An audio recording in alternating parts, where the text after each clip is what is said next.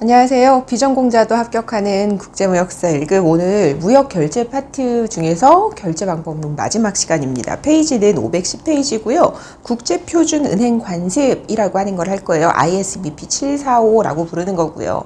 우리 신용장 결제 방식에 있어서 신용장에서 요구하는 조건에 따라 수익자는 물품을 선적한 후에 신용장에서 요구하는 서류들을 유효기일 이내이면서 서류 제시 기간 이내에 은행에 제시를 하고 이제 대금을 뭔가 지급을 돈을 받을 수가 있었어요.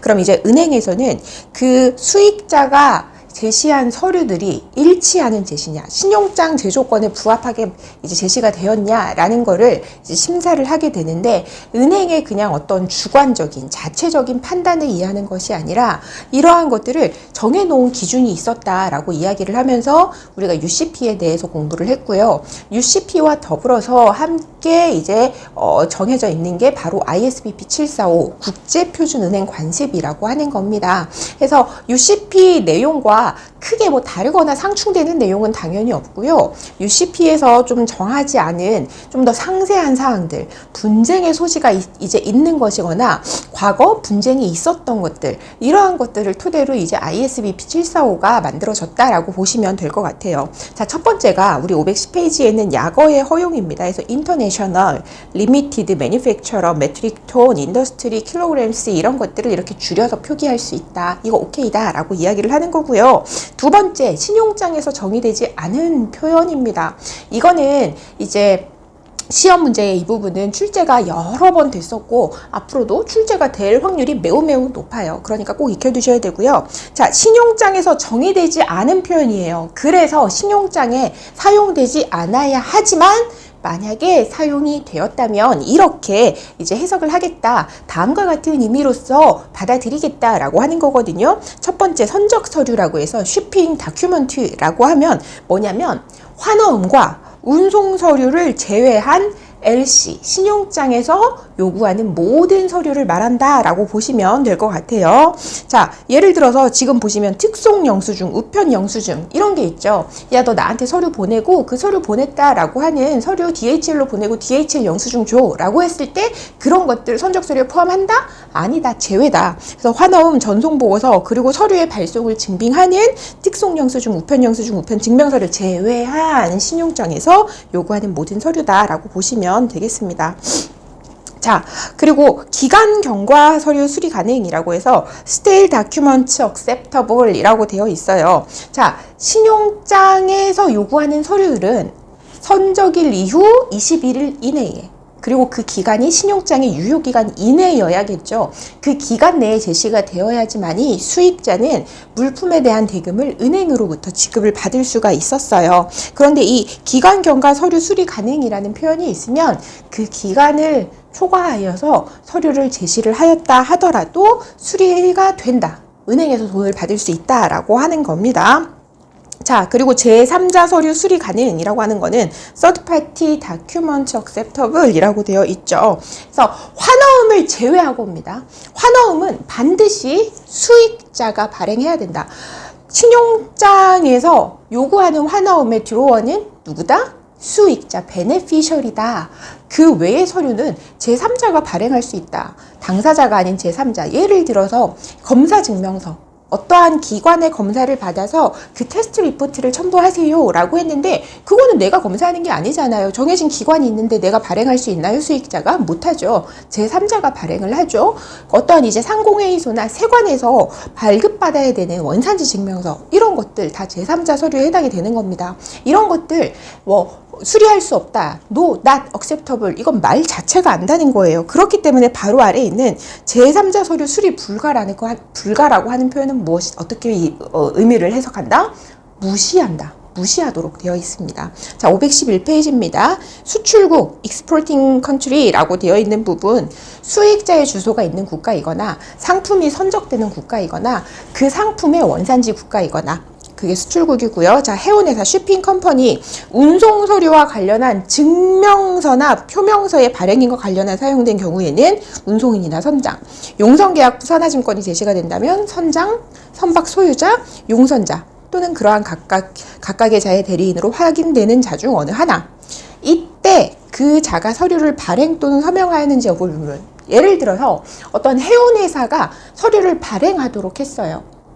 그러면 그 해운회사가 서명을 할 것이다 라고 이제 생각은 기본적으로 할 수 있지만, 그 서명은 반드시 해운회사의 서명이 아니더라도 UCP에서 인정하는 서류를 발행할 수 있는 자라면 그들도 서명을 할 수 있다. 이런 뜻으로 이해를 하시면 되겠습니다. 서류는 제시된 대로 수리 가능. 이게 들어가 있으면 너무 땡큐예요. 내용을 볼까요? 서류가 신용장 유효기일 이내에만 제시되면 돼요. 신용장에서 요구하는 어떠한 서류라도 하나 이상만 제시가 되면 무조건 수리해 주겠다라고 하는 거예요. 그래서 서류가 신용장의 유효기일 내에 제시되고 청구 금액이 신용장에서 허용하는 금액 이내라는 전제하에 신용장에서 명시된 서류 중에 어느 하나 또는 둘 이상의 서류가 제시되어도 무방하다는 의미. document acceptable as presented 라고 되어 있죠. 자, 오자나 오타입니다. 오탈자 같은 경우에, 자, 사소한 오탈자 때문에 이거 서류 하자로 잡고 은행에서 돈 안 내주는 거, 이거 안 된다. 이런 과거에 이로 인한 여러 가지 불만, 컴플레인, 충돌, 분쟁 이런 것들이 상당히 많았어요. 그래서 보시는 것처럼 머신에서 C를 S로 잘못 쓴다던가 이런 거는 좀 사소한 오탈자로 보고 은행에서 수리를 해줘야 된다라고 하는 겁니다. 모델 같은 경우에도 그렇죠. 다만 이렇게 모델이라고 하는 단어 자체에 있는 오탈자는 괜찮지만 모델 번호가 틀리면 그건 상품 자체가 바뀌어버릴 수 있는 거기 때문에 그거는 하자가 맞겠습니다. 자, 정정입니다. 1, 2, 3, 4 있어요. 뭐 어떠한 서류가 발행이 되고 난 이후에 그 서류의 내용에 대해서 정정이 되었다라고 하면 이것은 정정된 내용이 인증이 되어야 되는가 말아야 되는가예요. 일단 수익자가 발행하는 서류입니다. 수익자가 발행하는 서류는 인증이 필요 없어요. 단 제외가 하나 있습니다. 바로 환어음. 환어음은 돈 달라고 하는 청구서죠.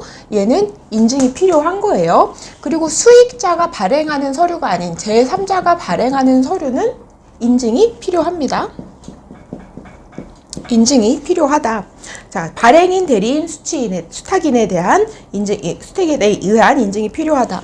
그리고 이미 공증이나 인증이나 사증이 된 서류, 이런 서류들은 어떠한 중요한 내용이기 때문에 이런 걸 받아오라고 하는 거겠죠. 당연히 인증이 필요하다 라고 보시면 되겠습니다. 인증은 누가 해야 될까요? 이런 공증 등을 한 자가 인증을 해줘야 되겠죠. 그리고 사본 서류, 이거는 단지 카피잖아요. 인증 필요 없다. 이렇게 보시면 되겠습니다. 512페이지입니다. 1장. 자, 신용장에서 특별히 요구하지 않더라도 환어음에는 발행일이 표시되어야 한다. 환어음은 요식증권이라고 하면서 발행일이 필수 기재사항 중 하나였어요. 당연한 얘기죠. 자, 보험서류. 발행일이나 위험담보의 게시일이 이제 표시되어야 한다. 보험 서류를 발행하는 목적 자체가 위험을 커버하기 위해서죠. 원본 운송 서류에는 이제 발행일, 본선적 제부기, 선적을 위한 수령일, 발송일, 운송일, 수탁일 또는 수거일이 표시되어야 한다. 지금 일자가 반드시 표시되어야 하는 서류가 위에 있는 1, 2, 3이에요. 돈 줘. 이 물건은 안전할 거야. 라고 하는 서류. 그리고 이 물건은 진짜 운송되었어. 운송 중 보험, 그리고 돈 달라는 청구서 격인 환어음. 이 세 가지는 반드시 일자 표기가 필요하다라고 보시면 되겠고, 이 세 가지 이외의 서류에 날짜 표시하세요 라고 하는 경우에는 직접 그 서류의 날짜를 표시를 하셔도 되고, 아니면 다른 서류의 일자를 원용하는 방법으로도 날짜 표시가 가능하다. 예시는 그렇게 우리 괄호 안에 나와 있습니다. 자, 분석증명서, 검사증명서, 훈증증명서 이런 건 선적일보다 나중 일자로 표시가 되고 있고, 신용장에 선적일 이전에 일어난 어떤 사건, 그러니까 예를 들면 선적전 검사 증명서가 필요하다라고 했을 때 이거는 당연히 그 검사가 선적 전에 일어났다라고 하는 게 확인이 되어야겠죠. 자, 검사증명서와 같은 서류는 반드시 선적일 전에 일자가 표시될 필요는 없다라고 하는 게 7번에 있는 거고요. 자, 8번. 발행일을 표시하고 그보다 나중 일자의 서명을 표시하는 경우. 발행일과 서명한 날짜가 다르다. 그럼 서명일에 발행된 것으로 보겠다. 서명일이 우선한다 라고 하는 내용입니다. 자, 그리고 그 밑에 여러 가지 기간 산정에 대한 표현들이 있어요. 이 표현들도 좀 익혀두실 필요가 있습니다. 객관식 보기로 얘네들이 좀 종종 출제가 되는 편이거든요. 그래서 not later than, 늦으면 안 돼. 2 days after. 이 말은 뭐냐면 기간의 최종일을 나타내는 것이고, 예시 보시면 2020년 10월 21일로 되어 있죠. 이 경우에는 2020년 10월 27일이 아니라 10월 23일이 최종일이 된다 라고 이렇게 보시면 되겠고요. at least 2 days before 라고 되어 있는 거는 늦어도 2일 전에는 특정의 사건이 발생해야 한다 하고 예시 부분 보시면 되겠습니다. 너무 당연한 얘기라서 제가 긴 설명은 하지 않고 넘어갈게요. 그리고 위크엔이라고 하는 게 두 가지가 있어요. 기간 산정을 위해서 사용되는 경우도 있고, 그리고 어떤 사건을 이제 표시하기 위해서, 사건 일자를 표시하기 위해서 사용되는 경우도 있는데, 기간 산정할 때는 제외를 하고요. 그리고 어떤 사건 일을 하려고 표시할 때는 포함이라고 보시면 되겠습니다. 그래서 해당 일자를 제외하는 게 기간 산정 시의 within이라고 해서 512페이지 맨 아래죠. 해당 일자를 제외한다.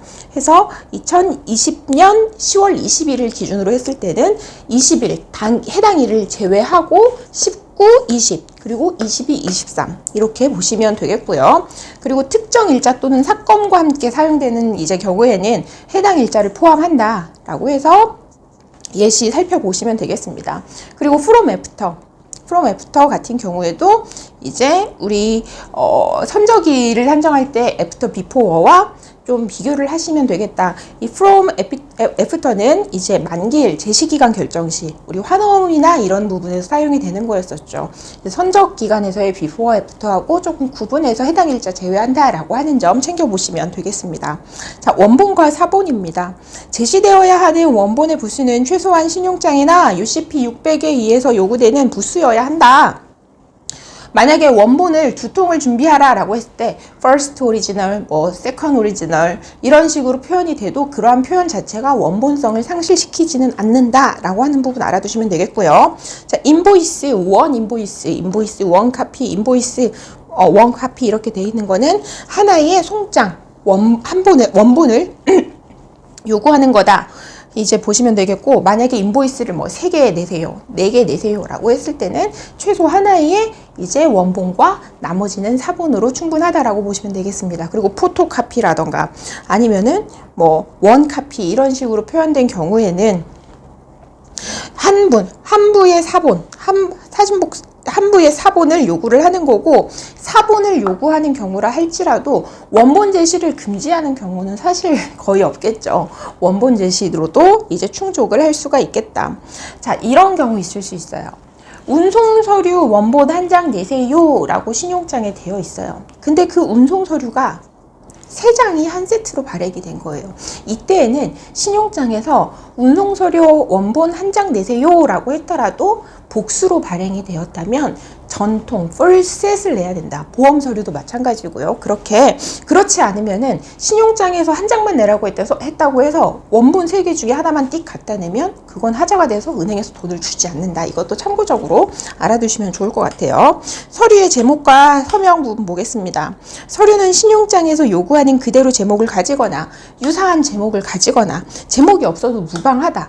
그렇지만 내용은 어때야겠어요? 그 서류의 필요 기능을 충족하는 것으로 당연히 보여져야 되겠습니다. 증명서, 표명서, 진술서가 요구되는 경우에는 서명이 필요하다. 증명서, 표명서, 진술서, 승표, 증표지 이렇게 보시면 되겠습니다. 서류 필요한 것 514페이지 넘어갈게요. 언어입니다. 만약에 신용장에서 어떤 언어로 서류들은 작성이 되어져야 한다라고 하는 조건이 있는 경우, 이게 간혹 그 에디셔널 컨디션에 모든 서류는 영어로 작성되어야 한다 이런 식으로 많이 실무적으로도 기재가 되는 경우들이 있거든요. 그때에는 해당 언어로 당연히 작성이 돼야 되겠죠. 그래서 내가 한국에서 수출을 하고 그렇게 신용장 추가 조건에 영어로 서류 작성하라고 해서 전부 영어로 서류를 작성을 했어요. 했어요. 그래서 내가 이제 스탬핑을 딱 하려고 했더니 우리 회사 명판은 한글로 되어 있네. 이거 어떡하죠?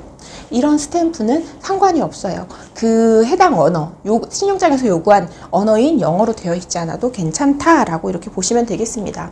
그리고 신용장 조건에 뭐 이건 영어로 기재하세요, 한국어로 기재하세요 이런 표시가 없으면 어떠한 언어로 이제 발행이 되어도 상관이 없겠다라고 보시면 되겠습니다.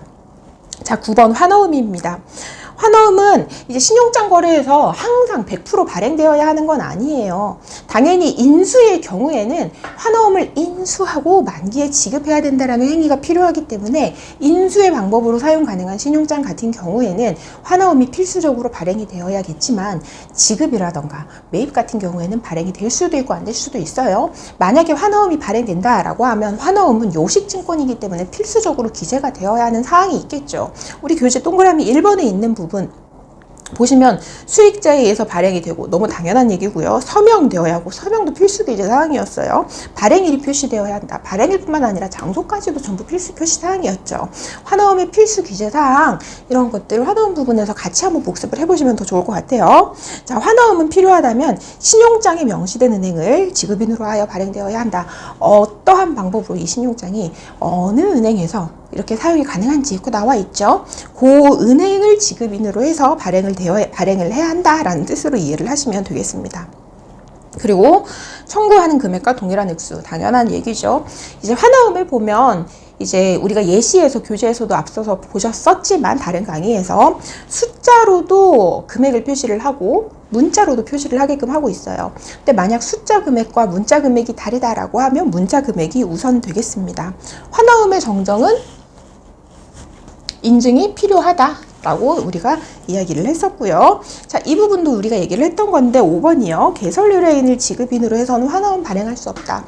개설 의뢰인은 신용장이 기본 당사자가 아니었죠.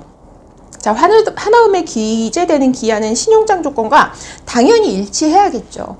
그 환어음 만기 계산을 하는 걸 보니까 선적일 이후 뭐 15일, 30일 이렇게 되어 있어요.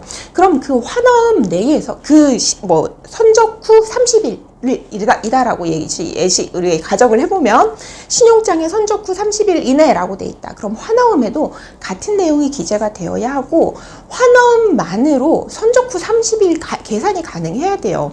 그래서 이 경우에는 환어음 내에 선적 일자 표시가 필요하다라고까지도 추가적으로 알아두시면 되겠습니다. 은행에서 단지 은행의 스위프트 주소, 막 숫자랑 영문으로 되어 있는 거거든요. 그거를 기재하는 방법으로 환어음의 지급인을 표시하는 경우에는 동일한 기재를 하거나 아니면 은행의 풀 네임을 써도 괜찮다라고 하는 부분까지가 환어음에 대한 내용이었습니다. 자, 상업 송장입니다. 상업 송장이고요. 자, 신용장에서 그냥 인보이스, 송장이라고만 얘기를 했어요. 그럼 어떠한 송장을 내도 상관없어요. 이게 그냥 커머셜 인보일 수도 있고 아니면 뭐 영사 송장, 컨슈얼 인보이스 이런 거일 수도 있거든요. 여러 가지 송장이 있는데 텍스 인보이스도 있고요. 커스텀스 인보이스도 있고 여러 가지가 있지만 그 중에 어떤 걸 내도 상관없어. 그런데 청약을 하기 위해서 청약과 승낙의 어떤 무역계약 성립을 위한 그 계약 성립 이전 단계에서 발행된 서류는 안 돼라고 하고 있어요. 그런 예시가 프로비저널 인보이스랑 프로포마 인보이스 이러한 것들은 인정이 되지 않는다라고 보시면 되겠습니다. 당연히 송장에 나타나는 물품 서비스 의무 이행의 어떤 명세는 신용장에서 나타나는 것과 상충이 되면 안 되겠죠. 완전히 글자, 스펠링 하나하나, 토시 하나 틀리면 안 돼 라고 하는 건 아니지만 내용이 부합되고 상충되는 부분이 없어야 되겠다라고 보시면 되겠습니다. 그리고 이러한 인보이스에 기재되는 물품이라던가 서비스, 의무이행 명세 이런 것들은 이미 제공된 그러니까 배에 탔거나 그 상대방에게 이제 공급이 되었거나 이런 부분에 대해서만 송장에는 기재가 되어야 한다. 그러면서 송장에는 다음의 것을 표시하여야 한다라고 4번에 되어 있어요. 1, 2, 3, 4 되어 있는 딱 보시면 돈이에요. 신용장이 왜 사용이 되고 있나요? 돈 주고 받으려고 사용되는 거죠. 송장에 반드시 표시해야 되는 거, 돈과 관련된 것. 그래서 첫 번째가 선적 또는 인도된 물품. 그 물품의 금액입니다. 선적 또는 이미 인도된 물품의 금액이 들어가야 되고 그러한 물품들의 단가 그리고 통화, 어느 나라 돈으로 결제를 할 것인지, 그리고 만약에 어떤 할인이나 공제 이런 게 있다라고 하면 그런 것들이 들어가겠다. 밑에 있는 2, 3, 4번은 어디서요? 신용장에서 확인되는 것과 내용이 같아야 되겠죠. 자, 예를 들어서 내가 도자기를 1000개를 공급하기로 했어요. 그런데 이번에 내가 500개만 배에 실어서 보냈어요. 그러면 송장에는 그 500개에 대한 금액, 단가, 결제 통화, 그리고 어떤 할인이라던가 공제가 있으면 그런 것들이 기재가 되어야 되겠다라고 이렇게 보시면 되겠습니다. 그리고 뭐 신용장에서 금액이 CIF US 달러 5,000불 되어 있으면 이제 그것이 똑같이 상업송장에 나타나야 된다. 만약에 인코텀스 2020이다 라고 하면 2020까지 나타나야 되고, 뭐 CFR, 뭐 홍콩 포트 이렇게 되어 있으면 홍콩 포트까지 정확히 전체에 대해서 전부 표시가 동일하게 되어야 됩니다. 자, 우리가 UCP에서도 얘기를 했지만 송장에는 반드시 서명이 될 필요는 없어요. 그렇지만 신용장에서 만약 사인드 인보이스를 요구하는 경우에는 서명을 추가한 인보이스가 제시가 되어야 하겠습니다. 송장에 표시 가능한 것은 뭐냐면 선공수수료 수량, 이렇게 보시면 돼요. 선공수수료 수량. 자, 신용장에 명시가 되지는 않았지만 선지급이나 공제에 관한 내용이 있으면 가능하다. 예를 들면 이거예요. 우리 송장에 12,000원이라고 기재가 되어 있어요. 그리고 뭐 예를 들어서 내가 TT로 뭐 어드밴스드 지급, 먼저 선지급한 게 2,000원이 있고 이제 신용장 결제 금액이 10,000원이고 이럴 수 있죠. 이런 거 표시할 수 있다. 이렇게 보시면 되겠고요. 서류 발급 비용, 운임, 보험 비용과 같은 추가적 수수료나 비용은 송장에 기재될 수 있다. 다만 그 경우 정형거래 조건과 함께 나타나는 금액에 포함이 되어야 한다. 그러니까 그 말은 뭐냐면 추가 비용을 신용장에 나타나지 않은 추가 비용을 송장에 넣을 수는 있어요. 그렇지만 그게 그 정해져 있는 정형거래 조건 CFR이든 CIF든 그 금액의 범위 안에 포함이 되어 있어야만 하겠다라고 하는 뜻으로 이제 이해를 하시면 되겠습니다. 자, 신용장에서 요구되는 물품의 수량은 5% 오차 범위 내로 송장에 표시가 가능하다라고 되어 있는데요. 신용장 금액을 초과하지 않으면 수량 과부족이 허용이 된다라고 보시면 되겠습니다. 근데 이거는 하나, 두 개, 세 개 셀 수 있는 경우는 아니고 결국에는 살물, 벌크 화물에 대해서 적용되는 규정이다라고 보시면 될 것 같아요. 다만 이게 신용장 금액을 초과하니까 5%를 초과했다고 하면 그 초과하는 만큼 더 청구하거나 이런 거를 허용하는 거는 아니라고 하는 점, 그 부분을 이해를 하시면 되겠습니다. 그리고 만약에 신용장에서 지금 우리 3번, 세 번째 송장에 표시 가능하다라고 했는데 신용장에서 안 돼! 라고 금지하는 표현이 있다거나 아니면 뭐 이제 그런 경우에는 당연히 표시가 되면 안 되겠죠. 자, 516페이지 송장에 표시 불가한 거 두 가지가 있어요. 초과 선적이고 그리고 신용장에서 요구하지 않은 어떤 물품이 추가가 되어 있는 경우. 자, 초과 선적은 표시할 수 없어요. 다만 우리 앞에서 봤었던 이제 방금 말씀드렸던 5% 수량 과부족 오케이, 벌크 화물의 경우에는 얘기를 했었죠. 벌크 화물의 경우에는 5% 초과는 허용해요. 그 이상의 어떤 이제 초과 선적이라던가 아니면 하나, 두 개, 세 개 셀 수 있는 물품인데 정해진 수량을 초과해서 선적하는 경우에는 이거는 표시되면 안 된다. 그리고 신용장에서 요구되지 않은 물품 서비스 의무 이행의 표시, 무료인 경우라도 이거는 추가하면 안 된다. 원래 있던 물건에 다른 물건의 종류가 막 늘어나서 많아졌어요. 그것 때문에 통관이 지연되거나 추가적인 보관 비용이나 행정처리 수수료 이런 어떤 비용이나 시간적인 시간들이 좀 더 많이 발생할 수 있잖아요. 그렇기 때문에 이런 것들은 넣지 못하게끔 하고 있다. 이렇게 이해를 하시면 되겠습니다. 그리고 9번이요. 신용장에 물품의 수량이 명시되지 않고 분할 선적이 금지되지 않은 경우에 5% 이내에서 신용장 금액보다 적은 금액으로 발행된 송장은 분할 선적으로 보지 않는다. 5%요. 수량 전부를 선적한 것으로 간주하겠다. 금액이 5% 이내로 작아도. 자, 선화증권입니다. 우리가 이미 너무 여러 번 얘기를 했던 내용이에요. 자, 발행일도 있고 선화증권에 본선적재 부기도 있어요. 두 개 날짜가 달라요. 그럼 본선적재 부기를 실제 선적일로 본다라고 이제 하시면 이제 하는 내용. 그리고 운송서류에 국가명은 기재할 필요가 없다. 어떤 이제 뭐 예를 들어서 인천포트 면 인천포트 코리아까지 굳이 기재 안 해도 된다. 뭐 실무적으로는 거의 다 기재를 하고는 있습니다. 운송서류는 발행된 부수가 표시되어야 한다 해서 선화증권 같은 거 좌측 하단에 보면 뭐 원본 세부 이런 식으로 다 적혀 있어요. 무구장 선화증권 여러 번 얘기를 했었죠. 무구장 선화증권을 요구한다고 하더라도 꼭 클린이란 단어가 서류에 들어갈 필요는 없다. 괜찮다. 다만 명백한 하자, 어떤 이제 파손이 되었음, 아니면 포장이 찢겨졌음, 이러한 문구가 들어가면 그건 당연히 이제 더티 BL이 되겠죠. 자, 그리고 이런 거 표시가 있는 경우 포장이 해상 운송에 충분하지 않다라고 하는 건 당연히 이건 클린 BL이 될 수가 없어요. 근데 웃기게도 포장이 적합하지 않을 수도 있어 라고 하는 건 클린 BL로 인정이 된다. 적합하지 않을 수도 있어. 확정이 아니죠. 이거는 괜찮아요. 이렇게 보시면 되겠습니다. 자, 그리고 517페이지 항공운송서류 신용장에 표시된 출발공항, 도착공항을 명시해야 되고 국가명은 기재하지 않아도 된다. 내용 같죠. 선화증권이랑. 그리고 항공화물 운송장은 수치의 표시가 있어야 된다라고 하는 점도 UCP 600도 그렇고 우리 무역운송 파티에서도 이야기를 했었던 부분입니다.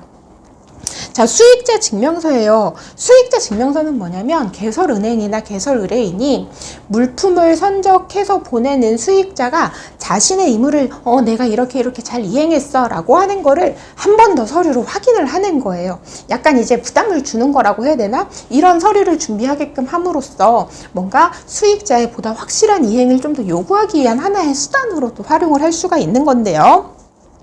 신용장에서 수익자의 증명서를 제시하도록 요구하는 경우 신용장 조건에 따라 제시된 서류는 신용장과 동일한 제목, 유사한 제목 혹은 제목이 아예 없어도 괜찮아요. 대신 내용은 어때야겠어요? 신용장과 상충이 되면 안 되겠죠. 당해 서류가 신용장에서 요구하는 정보와 증명사항을 담고 있어서 증명서의 기능을 수행만 하면 되겠다. 수익자 증명서에 기재되는 정보는 당연히 신용장과 저촉이 되면 안 되겠죠. 너무 당연한 얘기예요. 자, 그리고 수익자 증명서에 기재되는 정보나 증명사항은 신용장에서 요구되는 것과 동일할 필요는 없지만 어떻게 신용장에 명시된 요건이 충족되었음을 명백하게 표시해야 된다. 너무 상식적인 얘기들이 자꾸 나오고 있네요. 수익자 증명서는 서명이 되어야 해요. 수익자 또는 그 수익자의 대리인에 의해서 서명되어야 한다. 지금 우리 1, 2, 3, 4, 5 공부를 이제 복습을 차곡차곡 잘 꼼꼼하게 하시면서 여기까지 오신 분들은 이 정도면 그래 당연한 거지 라고 이제 생각을 들으실 때 하실 수 있어요. 근데 문제 풀 땐 헷갈리실 수 있거든요. 수익자 증명서도 국제무역사 우리 1급시험 무역 결제 파티에서 몇 번 출제가 되었었기 때문에 수익자 증명서도 잘 챙겨봐 주시면 좋을 것 같아요. 그리고 수익자 증명서 같은 경우에는 여러 가지 뭐 신용장 번호 아니면 인보이스 번호 이런 번호들을 굳이 그 안에다가 기재를 하지 않아도 상관이 없습니다. 이게 또 보기로 출제가 될 수 있어서 미리 추가적으로 말씀을 드립니다. 자, 518페이지 출제 유형 파악하기를 볼게요. 자, 1번 문제 보겠습니다. ISBP 745에서 규정한 상업송장에 대한 기재 내용으로 올바른 것은? 자, 1번 보기가 맞는 보기고요. 상업송장에는 비록 무료 샘플이나 광고물이라 하더라도 신용장에서 요구되지 않은 것은 표시하면 안 된다. 자, 2번 송장에 나타나는 물품 서비스 의무이행에 관한 명세는 선화증권에 나타나는 명세와 아니죠. 신용장이겠죠. 그리고 이건 경상의 일치는 아니다. 내용이 상충되지 않으면 되겠다. 자, 신용장에 단가가 표시되어 있더라도 상업송장에는 단가가 표시되면 안 된다? 표시되어야 한다. 상업송장에 반드시 표시되어야 되는 게 인도되거나 선적된 물품의 금액, 그리고 신용장에 표시된 단가, 결제 통화, 그리고 또 하나가 어떤 선지급이나 할인, 이런 것들이 표시가 되도록 하고 있었죠. 자, 이번 문제는 이제 각자 풀어보시면 될 것 같고요. 이렇게 해서 우리 무역 결제 파티의 결제 방법론이 끝이 났습니다. 처음 강의 듣기 시작한 지가 얼마 안 된 것 같은데 시간이 금방금방 가는 것 같아요. 앞으로 우리 이제 남아있는 이제 내용들이 아주 많지 않기 때문에 조금만 더 힘내서 앞쪽에 조금 복습이 미비한 부분이 있다면 복습하시고 외국간 실무 넘어가실 수 있도록 그렇게 부탁을 드립니다. 이번 시간도 수고 많으셨습니다. 감사합니다.